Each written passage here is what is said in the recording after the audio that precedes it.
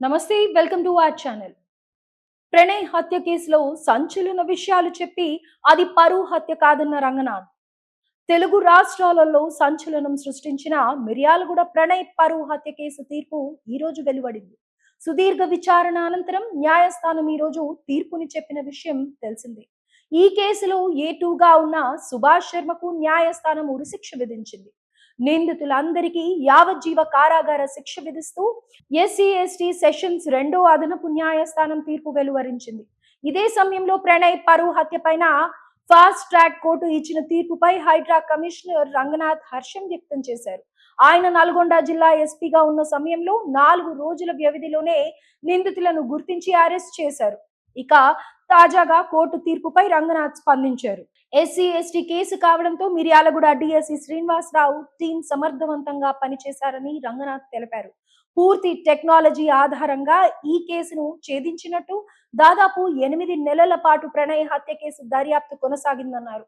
Call data మొదలుకొని ప్రతి అంశంలోనూ జాగ్రత్త వహించినట్టుగా రంగనాథ్ తెలిపారు. తాము కేసు దర్యాప్తులో ఎక్కడా వెనక్కి తగ్గలేదని, దర్యాప్తులో చాలా జాగ్రత్తగా వ్యవహరించాము, ముందుకు వెళ్లాము అని అన్నారు. కోట్ల రూపాయల సుపారీతో కూడుకున్న వ్యవహారం కావడంతో ప్రతి విషయాన్ని జాగ్రత్తగా ఫైల్ చేసినట్టుగా తెలిపారు. ఛార్జ్ షీట్ కు ముందు ఏమేమి జరుగుతుందో అన్న దానిపైన గంటల తరబడి చర్చలు జరిగాయని, భవిష్యత్తులో ఎటువంటి సమస్యలు వస్తాయనేది దృష్టిలో పెట్టుకొని దానికి అనుగుణంగా ముందుకు వెళ్లామని తెలిపారు. అప్పటి డీజీ మహేందర్ రెడ్డితో పాటు ఇతర అధికారుల సహకారం తమకు ఉందని పేర్కొన్నారు.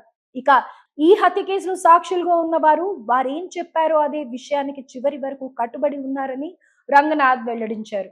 అమృత ప్రణయ్ తల్లి ప్రేమలత ఎటువంటి ప్రలోభాలకు కూడా లొంగలేదని, చాలా స్ట్రాంగ్ గా నిలబడ్డారని పేర్కొన్నారు. అయితే 2018 సెప్టెంబర్ 14వ తేదీన జరిగిన ఈ హత్య పరువు హత్యగా ప్రచారం జరిగిందని, అయితే తాము పోలీసులుగా ఆ విషయాన్ని అంగీకరించలేమన్నారు.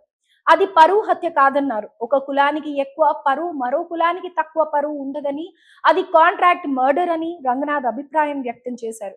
కోట్ల రూపాయల లావాదేవీలతో ఈ హత్య జరిగిందని, ఈ హత్య కేసులో ప్రమేయం ఉన్న వారంతా తీవ్ర అభియోగాలు ఎదుర్కొన్న వారని రంగనాథ్ తెలిపారు. అన్ని ఆధారాలతో 1600 పేజీల ఛార్జ్ షీట్ వేశామని, ఎవరెన్ని విమర్శలు చేసినా పట్టించుకోకుండా పోలీసులు ముందుకు వెళ్లి ఈ కేసును ఛేదించినట్టుగా రంగనాథ్ తెలిపారు.